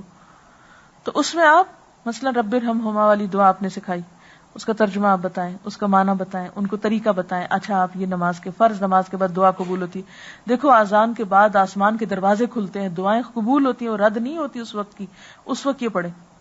ہفتے میں اگر ایک ایک دعا بھی سکھاتے گے تو آپ دیکھیں اس میں مثلا 40 دعائیں ہیں. سال میں یہ عوام بیچاری 40 قرآنی دعائیں زبانی پڑھنا شروع کر دے گی. وہ پڑھیں گے، جتنی وہ پڑھیں گے اتنی وہ قبولیت آپ کے لیے بھی ساتھ ساتھ ہوتی چلی جائے گی. اور یہ ایک دعا کا سکھانا 5 سے 10 منٹ لینے کا. ہفتہ وار کلاس میں اگر ایک دعا 5 سے 10 منٹ تک آپ نے ایڈ کر لی اور لوگوں نے پڑھنی شروع کر دی تو انشاءاللہ وہ اللہ کے قریب ہوں گے. ٹھیک ہے، وہ اس میں آ جاتا ہے. اگر یہ نیت کر لیں میں نے صرف اللہ کی رضا کے لیے کھلایا، اس لیے نہیں کھلایا کہ لوگ میری تعریف کریں، یا اس لیے نہیں میں نے کھلایا کہ لوگ مجھے کھلائیں، بس میں نے انما نطعمکم لوجہ اللہ لا نرید منکم جزاء ولا شکر، شکریہ بھی نہیں چاہیے. بلکہ کوئی شکریہ کا لفظ بولے تو اس کو بھی اپنے آپ کو روکا کرے کہ مجھے ایکسپیکٹ نہیں کرنا شکریہ کسی سے. کوئی کرتا ہے تو یا اللہ تو قبول کر لے، جب کوئی شکریہ ادا کرے یا اللہ تو قبول کر لے. ٹھیک ہے نا. اور پھر یہ نہیں کہ ایک دم بہت آئے اور ایک دم بالکل ختم. چائے کی پیالی کر لیں، بسکٹ کر لیں، کچھ ایک چیز ایک آدھ آئٹم چھوٹا موٹا آپ اس میں کر لیں، انشاءاللہ رزق میں برکت ہوگی. دوسرا یہ سنت کی پیروی کی نیت سے کریں. نبی صلی اللہ علیہ وسلم نے جب سب سے پہلے اپنے رشتہ داروں کو دین کی طرف بلایا تھا تو صرف دین کی طرف نہیں بلایا تھا، کھانے پر بلایا تھا. تو اگر آپ سنت کی پیروی کر لیں، اجر کی نیت کر لیں تو آپ کسی کو بھی کھلائیں. آپ کو یہ حدیث پتا ہے نا کہ خواہ کوئی پرندہ کھا جائے، خواہ کوئی درندہ کھا لے، خواہ چوری ہو جائے، اس پر بھی اجر ہے. یعنی آپ کا مال کسی بھی طریقے سے جو دوسرے کے پاس چلا جاتا ہے، مثلا آپ ایک درخت لگاتے ہیں، آپ ایک کھیت لگاتے ہیں، کچھ بھی کرتے ہیں، تو اس پر کسی تک وہ خیر جاتی ہے تو آپ کے لیے اجر باندھ دیا جاتا ہے. ٹھیک ہے جی. آپ الحمدللہ میں خود جب یہاں سے گئی تھی میں صحیح طرح سجدہ نہیں کر پاتی تھی. میری ٹانگ کی اتنی زیادہ آخری دنوں میں تکلیف بڑھ گئی تھی کہ میں رکوع اور سجدے سے بھی ایک طرح سے لاچار ہو گئی تھی. تو الحمدللہ زمزم اس نیت سے پیتی رہی کہ اللہ تعالیٰ شفا دے، کیونکہ زمزم جس نیت سے پیا جائے اللہ تعالیٰ اس کو پورا کرتا ہے. آپ کو معلوم ہے حضرت حاجرہ کے پاس جب کھجوریں اور پانی سب ختم ہو گیا تو ان کے پاس صرف ایک غذا تھی اور وہ زمزم تھا. یعنی وہ پانی جو ہے وہ کھانے کا کھانا ہے اور پینے کا پینا ہے. تو طعام طعمن ہے. تو بہرحال الحمدللہ جب پہلی تراویح تھی تو بہت مشکل میں چھت پہ پہنچی، کیونکہ میرا دل چاہتا تھا کہ سامنے سے کعبہ نظر آئے. اب نیچے اتنا رش ہوتا تھا تو میں نے کہا اوپر سے لی جاتی نا. خیر چوتھی لائن میں جگہ مل گئی، لیکن اوپر چڑھ کے جانا میرے لیے ایک بہت ہی مشکل کام تھا، کیونکہ جوتے بھی نہیں ہوتے نا، تو جرابیں بھی سلپ کرتی ہیں، ننگے پاؤں اور تکلیف دیتے ہیں. لیکن جب آخری عشرے کی راتیں تھی تو جب میں چڑھی تو اسما کہتی ماما آپ کو کیا ہو گیا؟ میں ہر روک پہ سوچتی تھی ماما یہاں رکیں گی یہاں رکیں گی، آپ ایک جگہ نہیں رکی اور سیدھی کی سیدھی اتنی سیڑھیاں چڑھ گئی. اور یہ حقیقت ہے کہ رمضان ایک ایسا موقع ہے کہ جب انسان ویسے بھی روزے سے بھی صحت نصیب ہوتی ہے، ساتھ دعائیں ہوتی ہیں، تو اپنے لیے اور صحت کے لیے دعائیں مانگنا. میں تو کہتی ہوں اللہ کا کتنا بڑا کرم ہے یہ رمضان ہم سب پہ کہ ہم روحانی جسمانی طور پر ایک طرح سے ایسا لگتا ہے نہا لیے ہیں، ایک فریش ہو جاتے ہیں. ایک چھوٹی سی بات آپ سے کرنا چاہوں گی. بنی اسرائیل پر فرعون نے بہت ظلم کیے تھے. ان کے بیٹوں کو ذبح کر دیتا تھا، بیٹیوں کو زندہ چھوڑ دیتا تھا، اور قوم پر بہت بھاری آزمائش تھی. وہ اس موقع پر اللہ تعالیٰ نے موسیٰ علیہ السلام کو کس طرح پیدا کیا اور کس طرح ان کی حفاظت کی. اور اس میں پھر آپ دیکھیں کہ کس طرح عورتوں کا کیا کردار تھا. سب سے پہلے تو حضرت موسیٰ علیہ السلام کی والدہ کو اللہ تعالیٰ نے فرمایا سورۃ القصص اگر آپ دیکھیں کہ تم اس کو دودھ پلاتی رہو اور جب تم اس کے بارے میں ڈرو کہ دشمن اس کو اٹھا لے گا تو تم اس کو دریا میں پھینک دینا. انہوں نے ایسا ہی کیا. اب دریا میں پھینکا تو موسیٰ علیہ السلام کی والدہ کا دل تو خالی ہو گیا, بہت غمگین ہوئی. ماں کا دل آپ کو معلوم ہی ہے کیسا ہوتا ہے, اپنے بچے کے بارے میں کس قدر پوزیسو ہوتی ہے. تو انہوں نے اپنی بیٹی کو بھیجا کہ تم اس کے پیچھے پیچھے جاؤ. یہاں سے بہن کا کردار شروع ہوتا ہے. یعنی پہلے ماں نے چھپا کے رکھا اس کو, جب ماں کے ہاتھ سے کیا تو بہن آ گئی, وہ پیچھے پیچھے گئی, حتیٰ کہ اس نے سارا سراغ لگا لیا کہ اس پہ کیا گزری, پوری خبر رکھی آخر تک, حتیٰ کہ اس کے ذریعے اللہ تعالیٰ پھر واپس پلٹا لے موسیٰ علیہ السلام کو اپنی ہی ماں کی طرف. اب جب سمندر سے ان کو اٹھایا گیا یا اس دریا سے جس میں انہیں ڈالا گیا تھا, اور جس طرح وہ فرعون کے محل کے پاس جا کے وہ نکالے گئے, تو فرعون نے دیکھتے ہی کہ لڑکا ہے فوراً حکم دیا کہ قتل کر دیا جائے. تو فرعون کی بیوی نے کیا کیا, قتل نہیں کرنے دیا. پھر عورت کا کردار سامنے آ گیا, اور اس طریقے سے اس نے حکمت کے ساتھ بات کی کہ بچے کی زندگی بچ گئی. پھر موسیٰ علیہ السلام اسی جگہ پہ جوان ہوئے, جو بڑے ہوئے, پھر ان کے ہاتھوں ایک قبطی کا قتل ہوا. مدین کی طرف گئے, وہاں پر گئے تو 2 لڑکیوں کو دیکھا کہ وہ پانی پلانے کے لیے کھڑی ہیں. ان کو انہوں نے پوچھا جا کر کہ تمہارا کیا معاملہ ہے, میں تمہاری کیا مدد کر سکتا ہوں. اور بالآخر وہی 2 لڑکیاں جو تھیں ان میں سے ایک ان کی بیوی بنی, اور وہ لڑکیاں ان کے ٹھکانے اور ان کے کھانے اور ان کے شیلٹر اور ان کی ہر جسمانی مادی جو بھی ضرورت تھی ان کی, اس کا ذریعہ بنی. حتیٰ کہ موسیٰ علیہ السلام پھر اپنی بیوی کے ساتھ دوبارہ مصر آتے ہیں اور اپنا اصل کام کرتے ہیں. اور وہ کیا کہ فرعون کے دربار میں جا کر اللہ کا پیغام بھی پہنچاتے ہیں اور بنی اسرائیل کو آزاد کرانے کے لیے بھی کہتے ہیں. اور بالآخر پھر وہ وَاصْطَنَعْتُكَ لِنَفْسِي, جب ان کو راستے میں وہ اللہ تعالی ہم کلام ہوتے ہیں اور کہاں کہاں سے گزار کر اپنے کام کا بناتے ہیں, اور پھر وہ وقت آتا ہے کہ بنی اسرائیل کو وہ آزاد کرا کے لے جاتے ہیں. اب آپ دیکھیں کہ اس وقت بنی اسرائیل پہ جو فتنے کا دور تھا, اور آپ نے وہ پریزنٹیشن دیکھی تھی کیسے کیسے بھاری کام کراتا تھا فرعون ان سے, کتنے ظلم ڈھاتا تھا ان پر, دور دور تک کوئی روشنی کی کرن نظر نہیں آتی تھی کہ اس قوم کو کبھی اس ذلت سے نجات ملے گی. کس طرح اللہ تعالیٰ موسیٰ علیہ السلام کو تیار کرتے ہیں اور وہ بنی اسرائیل کو آزاد کرا لیتے ہیں. تو اس دور میں یہ ایک حقیقت ہے کہ ہر طرف سے مسلمان ایک یلغار میں ہیں. ایسے میں آپ خواتین کا کردار, دین کی خدمت, قرآن کی خدمت, اس قرآن کو آگے نسلوں تک پہنچانا. اگر باہر کے مدارس بند ہو جاتے ہیں خدا نہ خواستہ, تو بنی اسرائیل کو اللہ نے کیا حکم دیا تھا جو فرعون نے ان کی عبادت گاہیں بند کر دی تھی؟ گھروں کو مدرسے بنا لو, گھروں میں بیٹھ جائیں, نہیں بنائے بڑے بڑے بلڈنگز, نہیں بنائے بڑے بڑے ادارے, نہیں کریں بڑے بڑے کام. ہمیں تو زندگی کے آخری لمحے تک کام کرنا ہے. ہم نے تو یہ ارادے کیے ہوئے کہ اپنی جان بھی اسی راستے میں دینی ہے انشاءاللہ تعالی. تو کوئی بھی چیز ہو, اللہ کا کلام آگے پہنچانے سے رکنا تھوڑی. آپ کو معلوم ہے کہ رشین سٹیٹس جو تھیں, جب وہاں پر مدارس بند ہوئے, جب علماء قتل ہوئے, جب ان کے سروں کے پہاڑ بنائے گئے, جب مسلمانوں کا بے تحاشا خون بہایا گیا, قرآن پاک کی نشر و اشاعت بند کر دی گئی, اور پھر اتنی جاسوسی ہوتی تھی کہ کوئی قرآن پڑھا نہیں سکتا تھا. تو آپ کو معلوم ہے کہ جس وقت فال ہوا ہے رشیا کا, اس کے بعد انڈر گراؤنڈ تہ خانوں میں سے ایسے ایسے مدارس ملے ہیں اور ہزاروں کی تعداد میں قرآن کے پڑھنے پڑھانے والے نکلے ہیں جو بالکل انڈر گراؤنڈ چلے گئے تھے. لیکن قرآن کی تعلیم بند نہیں ہوئی. اس کتاب کی حفاظت کا ذمہ اللہ نے لیا ہوا ہے. میں اور آپ خدمت نہیں کریں گے, کوئی اور کرے گا. یہ عین ہماری سعادت ہے کہ ہمیں اتنے آزادی کے ساتھ یہ کام کرنے کا موقع ملا ہوا ہے. اس نعمت کی قدر کرنی چاہیے, اس وقت کی قدر کرنی چاہیے, اس پر شکر ادا کرنا چاہیے.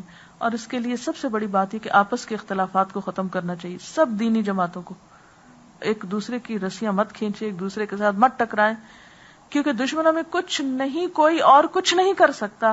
اگر نقصان ہوا تو آپس کے ٹکراؤ سے ہوگا. ان نفرتوں کو ختم کریں. اور چھوٹی چھوٹی باتوں پہ ایک دوسرے سے ناراض ہو جانا, چھوٹی چھوٹی باتوں پہ بدگمان ہو جانا, چھوٹی چھوٹی باتوں پر ایک دوسرے سے ٹکرانا, یہ نقصان دے سکتا ہے, باہر سے کوئی نہیں دے سکتا. جتنی مرضی کوئی سازشیں کر لیں, اگر آپ کا ارادہ زندہ ہے, اگر آپ کا عزم جمع ہے, اگر آپ کی نیت سچی ہے, اس دین کو کوئی نقصان نہیں دے سکتا. لیکن اگر آپ کو دین سے زیادہ اپنی ذات عزیز ہے, اپنے مفادات عزیز ہیں, تو پھر اللہ تعالیٰ ان تتولوا یستبدل قوما غیرکم ثم لا یکونوا امثالکم. سب آپ پہ ڈیپینڈ کرتا ہے کہ آپ کیا چاہتے ہیں, آپ اللہ کے ساتھ کتنے سچے ہیں. ہاں, آپ کچھ کہنا چاہیں گے؟ جو کتابیں ہمیں کورس میں پڑھائی گئی ہیں نا, جو باہر سے آتے ہیں نا, تو وہ لوگ کہتے ہیں ہمیں اچھی اچھی بکس, تو میں جب ہائی لائٹس کر کے دیتی ہوں نا, تو وہ ان کو ذرا اچھی لگتی ہیں. اب وہ آئی ہیں, کب کیا میں ان کو دے دوں؟ دے دیں, کوئی بات نہیں. میں اپنی کتاب ساتھ لے گئی تھی, میں نے اپنے ہاتھ سے نوٹس بنائے ہوئے تھے, میں نے اپنے کچھ جذبات کا اس میں اظہار کیا ہوا تھا. اب یہ ہوا کہ جدہ میں ہماری ایک اسٹوڈنٹ تھی, اسلام آباد 3rd بیچ کی, وہ وہاں پر کلاسز لے رہی تھیں, اور کچھ میں نے اس کو نئے مشورے دیے. میں نے ان کو یہ مشورہ دیا کہ آپ یہ کتاب بھی شروع کرائیں. اب یہ کہ کتاب نہیں تھی. پھر مجھے خیال آیا کہ اچھا میں پاکستان سے بھیج دوں گی. پھر میں نے کہا میں تو بھول جاؤں گی, پتہ نہیں بھیج پاؤں یا نہ, چلو اپنی ہی دے دیتی ہوں. پھر بہت مشکل تھا اپنی کتاب دینا, کیونکہ اس سے میں نے یہاں پڑھایا بھی تھا, ڈیٹس بھی میری اوپر ڈلی ہوئی تھی, اور اپنے کچھ ساتھ جو دل میں آتی تھی باتیں وہ بھی لکھتی تھی. میں نے کہا لن تنالوا البر حتی تنفقوا مما تحبون. تو ہو سکتا ہے کہ وہ جب میرے ہاتھ کے لگے ہوئے نشان اور کچھ کمنٹس پڑھے تو اس کا ذہن اور کھلے, اس اینگل پر سوچنا شروع کرے. تو اس طرح آپ بھی اپنی جتنی بھی ہو چکی ہے یا ادھوری بھی ہے تو کوئی بات نہیں, آپ اس کو دے سکتے ہیں. جی, آپ کچھ کہنا چاہ رہے ہیں؟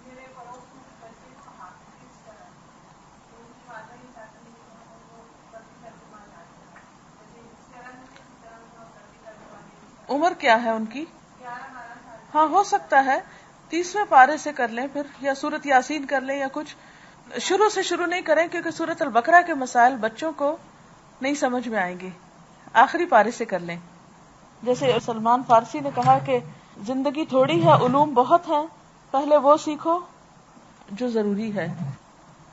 بس یہ ہے کہ اگر آپ انہ من یتقی ویصبر, ٹھیک ہے, اس کام میں تقوی اور صبر بے حد ضروری ہے.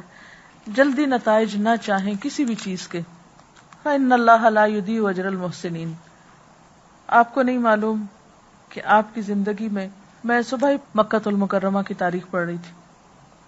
حضرت ابراہیم علیہ السلام نے کس خلوص, کس قربانی, کس نیت کے ساتھ اپنے بیٹے اور بیوی کو وہاں چھوڑا تھا. ربنا انی اسکنت من ذریتی بواد غیر ذی زرع عند بیتک المحرم ربنا لیقیموا الصلاۃ. اس لیے چھوڑا ہے کہ یہ تیری عبادت کریں نا, نماز قائم کریں. اور آپ کو معلوم ہے کہ حضرت ابراہیم خود تو وہاں نہیں رہے تھے, وہ تو واپس آ گئے تھے. حضرت ہاجرہ اور حضرت اسماعیل علیہ السلام وہاں تھے. زمزم کا کنواں نکلا اور اس کے بعد جرہم قبیلہ وہاں آ کر آباد ہوا. حضرت اسماعیل کے فوت ہونے کے بعد جرہم قبیلے نے مکہ پہ قبضہ کر لیا, آہستہ آہستہ دین میں بگاڑ پیدا کر دیا. نبی صلی اللہ علیہ وسلم کے زمانے تک وہ تبدیلی 2-3 بار ہوئی, کبھی ایک قبیلہ غالب آیا, کبھی دوسرا, کبھی بنو خزاعہ, کبھی کچھ اور, لیکن شرک کا سلسلہ نہیں ختم ہوا. ایک شخص جس نے اتنی قربانی کی, اپنے بیٹے کے گلے پہ چھری پھیرنے کے حکم کو بھی قبول کر لیا, اپنی بیوی اور بچے کو ایک ایسی جگہ چھوڑا جہاں پر کچھ بھی نہیں تھا. کبھی وہ ان 2500 سالوں میں اٹھ کر دیکھتا کہ یہ کیا ہو گیا, کہ لوگوں نے خود حضرت ابراہیم اور اسماعیل علیہ السلام کے بت بنا کے خانہ کعبہ کے اندر رکھ دیے تھے.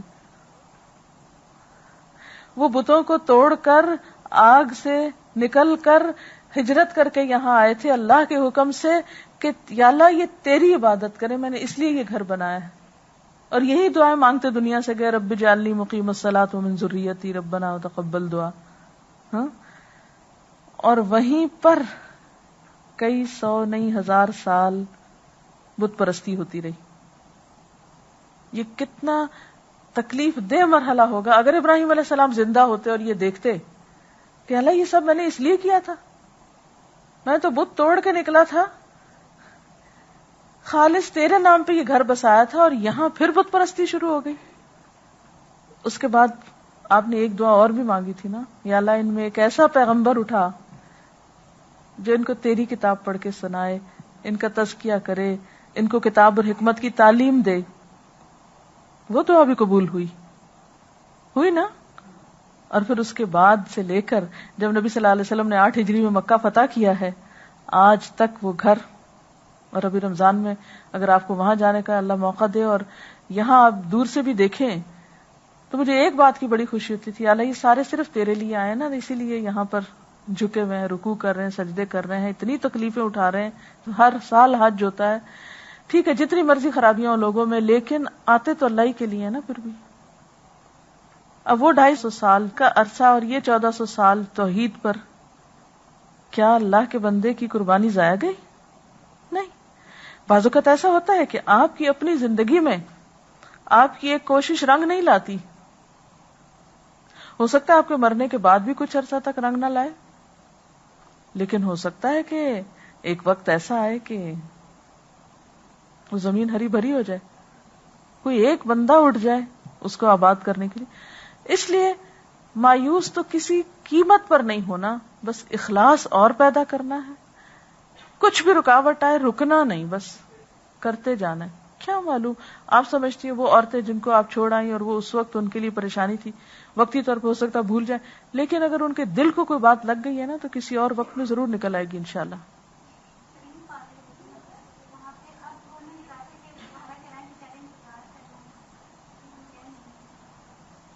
دیکھیے کہ ہر کام اپنے آغاز میں ایک سبق رکھتا ہے ہمارے لیے. ہمیں اپنی غلطیوں سے بھی سیکھنا ہے اور ہمیں اپنی کامیابیوں سے بھی سیکھنا ہے، ناکامیوں سے بھی سیکھنا ہے. اور ایسے موقع پر یہ دعا پڑھ لیا کر، اللہم الہمنی رشدی واعذنی من شر نفسی. جو شر ہے وہ ہمارے اپنے اندر ہے نا.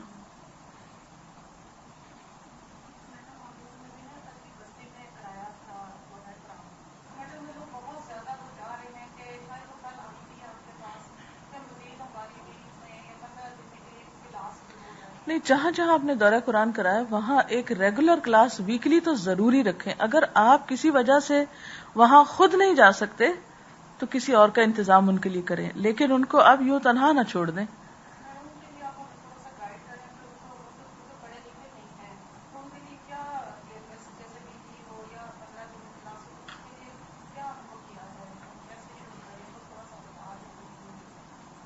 دیکھیں ایک کتاب ہے تعلیم الاسلام، 2 جلدوں میں ہے، پتہ نہیں یہاں اویلیبل ہے یا نہیں ہے، عبدالسلام بستوی کی ہے. بہت سمپل الفاظ میں انہوں نے ایمانیات سے لے کر عبادات اور اخلاقیات اور معاملات سب موضوعات پر گفتگو کی ہے. تو دین کے یہ جو 4 پہلو ہیں، کیونکہ ہمارے ہاں تو ایمان کا بھی اللہ حافظ ہے، کوئی فرشتوں پر ایمان نہیں رکھتا یا اس کی ضرورت محسوس نہیں کرتا یا اس کی سمجھ میں نہیں آتا یا لاجک نہیں بنتی. یعنی ایک طرف تو بالکل کچی بستی کے ان پڑھ لوگ ہیں جو بیچارے جہالت میں مارے جا رہے ہیں، اور دوسری طرف موسٹ لٹریٹ پیپل جو اپنے آپ کو سمجھتے ہیں سو کالڈ، ان کے ہاں یہ ہے کہ قرآن کی ضرورت نہیں ہے یا قرآن ہماری زندگی کا حصہ نہیں ہے، اس کی ضرورت نہیں ہے یا کبھی دیکھنا نہیں چاہتے ہم. تو اس سے کیا پتا چلتا ہے کہ ہمارے تو ایمانیات میں بھی خلل آ گیا نا. تو بنیاد سے ہمیں شروع کرنا ہے کہ ایمان کے جتنے بھی گوشے ہیں، اللہ پر ایمان ہے، فرشتوں پر ہے، رسولوں پر ہے، کتابوں پر ہے، آخرت پر ہے، تقدیر پر ہے، اس کے بارے میں صحیح انفارمیشن لوگوں تک پہنچانا بے حد ضروری ہے. یہ نہ سوچا کرے ہمیں پتا ہے تو دوسروں کو خود ہی پتا ہوگا، یہ تو بنیادی باتیں. ہو سکتا ہے کہ کوئی فرشتوں کو نہ مانتا، اور آپ کو یہ بات معلوم ہے کہ اگر ایمان یا ایمانیات کی کوئی ایک چیز کا بھی کوئی انکار کرتا ہے یعنی کوئی اگر یہی کہہ دے کہ میں فرشتوں کو نہیں مانتا، یا کوئی یہ کہہ دے میں تقدیر کو نہیں مانتا، کوئی یہ کہہ دے کہ میں آخرت کو ہی نہیں مانتا، تو اس کا تو ایمان ہی خسارے میں ہے. صرف اللہ کو ماننا تو کافی نہیں ہے. نجات کے لیے صرف ایک اللہ پر ایمان لانا کافی نہیں ہے جب تک یہ باقی چیزوں کو بھی نہ مانے. تو اس کتاب میں ان ساری چیزوں کے تعارف ہے کہ کس کس چیز پر ایمان لانا ضروری. پھر اس کے بعد عبادات ہیں، وہ دین کا ستون ہے، نماز ہے، روزہ ہے، حج ہے، زکوٰۃ ہے. یہ چیزیں کیوں اللہ نے فرض کی ہیں، ان کے نہ پڑھنے سے یا نہ کرنے سے کیا نقصان ہے. پھر اس کے بعد اخلاقیات ہیں جس میں اچھے اخلاق کو اپنانا اور برے اخلاق کو چھوڑنا، کیونکہ میزان میں سب سے بھاری نیکی جو ہے وہ اخلاق ہے. اور پھر معاملات، ماں باپ کے ساتھ کیا کریں، بہن بھائیوں کے ساتھ کیسا سلوک ہو، ہمسایوں کے ساتھ کیسا ہو. اور نہ صرف یہ کہ انسان یعنی انٹر پرسنل ریلیشنز جو ہیں ایک معاشرے کے اندر، نہ صرف یہ کہ وہ، بلکہ اس کے ساتھ ساتھ جانوروں کے ساتھ کیسا سلوک کریں، زمین کے ساتھ کیسا سلوک کریں. یہ سارے معاملات جو ہمارے زمین سے لے کر آسمان تک چلتے ہیں، ان کے اوپر تو ایک دین کا جامع سا نقشہ سمپل الفاظ میں. ایک دن اگر آپ جھوٹ کے اوپر بات کرنا شروع کرتے ہیں، جھوٹ اس طرح نقصان دہ ہے، دوسرے دن غیبت پہ بات کرتے، تیسرے دن، لیکن جھوٹ غیبت تک نہ پہنچے جب تک آپ ایمان کی بات نہ کر لیں. کیونکہ اگر کوئی قرآن کو مانتا ہی نہیں، اس کو کوٹ ہی نہیں کرنا چاہتا، تو آپ اس کو کیا آیت سنائیں گے، کس چیز پہ لائیں گے. اور کوئی چیز؟ ہاں آپ پیچھے. کلاسز کا، یعنی کلاسز کی جگہ اگر آپ لکھ کے دے جائیں کہ کہاں آپ شروع کر رہے ہیں، یہ بہت ضروری ہے. کیونکہ اس سے ایک آئیڈیا ہو جاتا ہے. کوئی بھی نیا شخص آتا ہے، مثلا اکثر لوگ ہمارے پاس آ کے پوچھتے ہیں، نئی نئی جگہوں کے نام لیتے ہیں اور پوچھتے ہیں یہاں آپ کی کوئی اسٹوڈنٹ نہیں پڑھا رہی، یہاں کا لوگوں کا تو بہت ہی خراب حال ہے، یہاں تو ضرور کلاس ہونی چاہیے. اور بعض اوقات کلاس ہو رہی ہوتی ہے اور ہمیں بالکل خبر نہیں ہوتی، اور ہم کہتے ہیں اچھا چلے دیکھتے ہیں. ابھی پچھلے دنوں کسی نے وزیر آباد کا بتایا کہ وہاں پر کوئی ایک اسٹوڈنٹ ہے ہماری جو ایک کلاس لے رہی ہے جس میں تقریباً 100 لوگ ان سے پڑھ رہے ہیں، اور ہمارے علم میں نہیں، خبر نہیں ہمیں. ایک خاتون ہے، ان کے ہسبینڈ کی ٹرانسفر ہوئی وزیر آباد، وہ اس قدر پریشان، میں کہاں جاؤں، میں کس کو جوائن کروں. کبھی وہ کہیں جاتی، کبھی کہیں، بھٹک کے کہیں جا کر ان کی خبر ہوئی. اور اسلام آباد الہدا سے بھی پوچھتی رہی کہ اس شہر میں کوئی آپ کا درس ہوتا ہے، کوئی کلاس ہوتی ہے. ہمارے پاس کوئی انفارمیشن نہیں تھی کیونکہ کرنے والوں نے جا کے خبر ہی نہیں دی. اب یہ ہے کہ وہ جو عورت کا وقت ضائع ہوا اتنا صرف تلاش میں، اگر صحیح انفارمیشن ہمارے پاس ہوتی، وہ ہمیں کانٹیکٹ کر، ہم فوراً ان کو نکال کے بتاتے جی فلاں شہر میں فلاں گھر میں فلاں ٹائم پر فلاں شخص کلاس لے رہا ہے. یا یہ ہوتا کہ جو نیا ایک جگہ پر جاتا ہے اس کو اگلے شہر کے حالات معلوم نہیں ہوتے، اگر پہلے سے اس ایریا کا پتا ہو کوئی کر رہا ہے تو جا کے کم از کم اس کو جوائن ہی کر لے، سیکھنا ہی شروع کر دے، ایک تعارف ہی ہوتا ہے. تو ہمارا باہم رابطہ زیادہ سے زیادہ مضبوط ہونا چاہیے. جتنا زیادہ آپ آپس میں ایک دوسرے کو پہچانتے ہوں گے، جڑے ہوں گے، اتنا ہی زیادہ دین کو فائدہ پہنچے گا. وَاعْتَصِمُوا بِحَبْلِ اللَّهِ نہیں آیا، اللہ تعالیٰ یہ بھی تو کر سکتے تھے نا، وَاعْتَصِمُوا بِحَبْلِ اللَّهِ، اللہ کی رسی مضبوط پکڑ لو. ہم کہتے ہیں ہم نے پکڑ لی، لیکن کیوں کہا جمیعاً،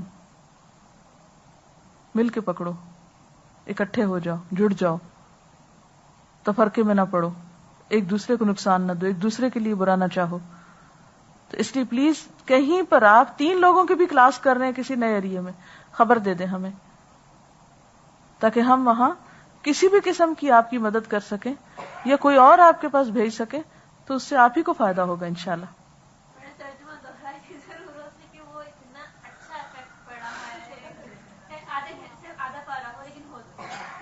تو اس کو دورہ قرآن کے طرز پہ کرنا شروع کر دیں. اب یعنی پہلے اگر لفظی ترجمہ کیا ہے تو دورہ قرآن کے طرز پر اس ترجمے کی دہرائی شروع کر دیں، ایک ایک آیت پڑھیں، با محاورہ کر لیں. ٹھیک ہے، لفظی سے با محاورہ پر آ جائیں، کیونکہ اس دفعہ کورس میں با محاورہ ترجمہ مسٹ ہے. نئے کورس میں شکر کریں پہلے فارغ ہو گئے آپ. اب سب کا ٹیسٹ اس میں ہوا کرے گا، ہر دفعہ لفظی کے ساتھ اس میں بھی ہوا کرے گا. یہ اس دفعہ اس لیے سوچا گیا کہ رمضان میں اگر آپ ماہر ہوں عربی کی عبارت پڑھ کے ساتھ با محاورہ ترجمے کے، تو آپ کو مسئلہ ہی نہ ہو، آپ کو اندر ایک ایسا کانفیڈنس آئے انشاءاللہ تعالیٰ کہ کوئی مشکل نہیں ہے دورہ قرآن یا دورہ ترجمہ. ٹیکسٹ کے کلوز اس کو چمٹ کے وَاعْتَصِمُوا بِحَبْلِ اللَّهِ، حبل اللہ کو اور زیادہ مضبوط پکڑنا ہے. تو اس کے لیے یہ ہے کہ اب اگر آپ قرآن پاک کا حصہ جو آپ لفظی ترجمے کی دہرائی کر رہے تھے اگر بامحاورہ ترجمے پر آ جائیں، اور اس کے لیے جو سعودی عرب والا قرآن پاک ہے احسن البیان، اس کا چونکہ آمنے سامنے ہے نا ایک ایک آیت کا، وہ برابر برابر میں لکھا ہوا ہے. یا مولانا فتح محمد جالندری کا ترجمہ اچھا ہے. مولانا مودودی کا مسئلہ یہ ہے کہ وہ ویسے تو بہت اچھا ہے، لیکن وہ ایک ہی پیراگراف میں یہ نہیں پتا چلتا کون سی آیت کہاں جا کے شروع اور اینڈ ہو رہی ہے.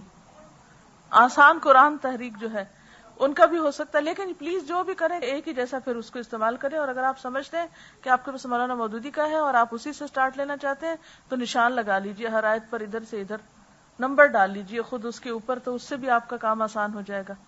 ایک عربی کی آیت پڑھیے، ایک ترجمہ پڑھیے، ساتھ ہی عربی پڑھیے ترجمہ پڑھیے. دو لوگ بھی کر سکتے ہیں. دیکھیے آئندہ کے لیے یہ بھی ہو سکتا ہے، اب اس دفعہ کیا ہوا ہے دو لوگ دورہ قرآن کرا رہے ہیں، 10 یہ کر رہا ہے، 5 یہ کر رہے ہیں. اب آپ یہ بھی کر سکتے ہیں کہ ایک آیت پڑھے اور ایک ترجمہ پڑھے، ایک آیت پڑھے اور ایک ترجمہ پڑھے، ایک آیت پڑھے اور ایک ترجمہ پڑھے. نیا پن لائیے تو انشاءاللہ تعالی لوگوں کی دلچسپی زیادہ برقرار ہوگی. میں نے ریسنٹلی دیکھا نہیں ہے تفسیر القرآن جو ہے. چلیے اس پر ہم چونکہ ابھی میں بامحاورہ ترجمے پہ آ رہی ہوں انشاءاللہ اس سال، تو میں خود بھی ذرا دیکھوں گی کہ کون سا ان سب میں زیادہ افیکٹو ہے، تو وہ تو پھر آپ کو بعد میں بتا دیں گے انشاءاللہ. لیکن یہ ہے کہ بہرحال آپ شروع کر لیجئے یہ سلسلہ. ایک دن، صرف ایک دن. میں تو سمجھتی ہوں سیٹرڈے کا دن زیادہ اچھا ہے. سیٹرڈے مارننگ آپ کر لیجئے، یا اگر اس دن کلرز آف اسلام یا کچھ اور ہو رہا ہے تو وہاں پر لوگ کچھ اور کوئی اور منڈے کا کر لیں یا فرائیڈے کر لیں، پھر تاکہ 4 پہلے دن جو ہے وہ آپ کے تدریس کے یا اور کسی کام کے ساتھ گزر جائیں. اس دفعہ ارادہ تو ہے انشاءاللہ، کیونکہ پچھلے سال اللہ کا شکر ہے کافی پاروں کا ترجمہ جو میں نے آپ لوگوں کو کرایا وہ لکھا بھی گیا تھا، یعنی اس کو تصحیح بھی کی تھی، اس کی مزید قریب اس کو کیا تھا ٹیکسٹ کے. اس دفعہ ارادہ یہ ہے کہ اس کو اور زیادہ چھان پھٹک کے پھر اس کو اویلیبل کیا جائے، تاکہ جب آپ کو پڑھانا ہو یا پڑھنا ہو تو قریب ترین ٹیکسٹ کے ترجمہ جو ہے وہ آپ کو میسر ہو. تو انشاءاللہ. لیکن علامہ بالقلم ہے، جب تک قلم سے آپ ترجمہ لکھیں گے نہیں، بھول جائیں کہ آپ کو صحیح یاد ہو. یہ تجربہ میں نے کروایا ہے. وہ لوگ جو سامنے رکھا ہوا لکھا ہوا رکھ کے بیٹھتے ہیں نا، یہ ضرور ہوتا ہے کہ کسی وقت استاد بول رہا ہے، آپ کو پتا ہے وہ لکھا ہوا ہے، وہ دھیان ادھر ادھر چلا گیا. لیکن جب آپ قلم سے لکھ رہے ہوتے تو آپ کا دھیان نہیں ادھر ادھر جاتا، پھر آدھا یا پورا اسی کے اندر ہوتا ہے. غلط لکھیں یا صحیح لکھیں لیکن اس کا اثر کچھ اور ہے. تو نظر احمد کا مجھے بہت دفعہ لوگوں نے مشورہ دیا، بلکہ میں تو بہت ہی اسٹرکٹنس برتتی تھی کہ کوئی ترجمے والی چیز، کچھ چیز سامنے ایسی نہ ہو. گھر جا کے بے شک پڑھیں پڑھائیں لیکن کلاس میں نہیں ہو، اپنے قلم سے لکھیں. اس میں وقت بھی زیادہ لگتا ہے لیکن اس کے بغیر چارہ نہیں اگر آپ واقعی ٹیکسٹ کو ڈائریکٹ سمجھنا چاہتے ہیں تو.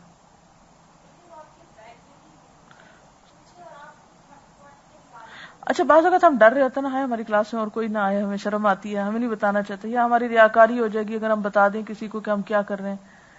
تو ریاکاری کو آپ خود کنٹرول کر لیں اور دوسروں کے لیے اچھا نمونہ بنے.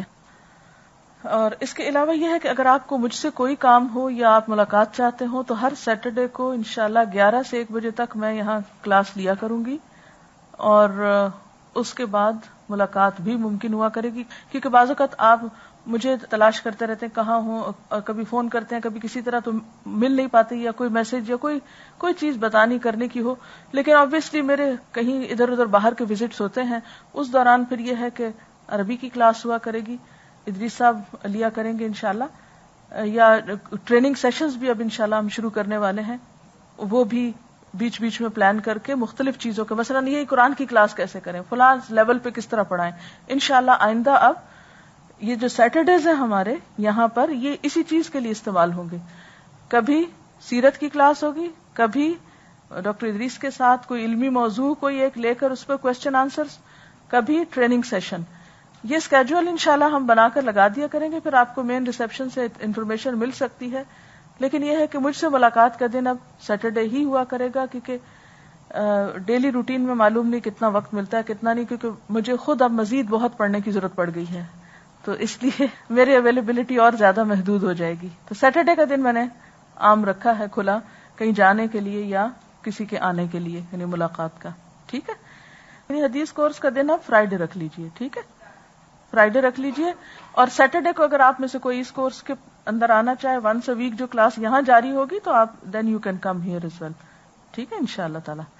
یعنی یہ جو ایڈوانس کورس یہاں ہو رہا تھا وہ کنٹینیو ایک طرح سے کر رہا ہے، لیکن تھوڑا سا پیٹرن بدل دیا ہے، پھر ڈیوریشن کم کر دی ہے، اور تھوڑا اس کے اندر بہت سی اور ورائٹی بھی لا رہے ہیں کہ ایک ہی چیز کنٹینیو نہیں کرے گی بلکہ مختلف چیزیں اس میں دی جائیں گی. تو اس کے لیے آپ اگر سیٹرڈے کو یہاں آنا چاہیں تو you are most welcome. Fridays کو حدیث کلاس کے علاوہ، اور باقی آپ دیکھ لیجیے جو بھی مناسب ہو.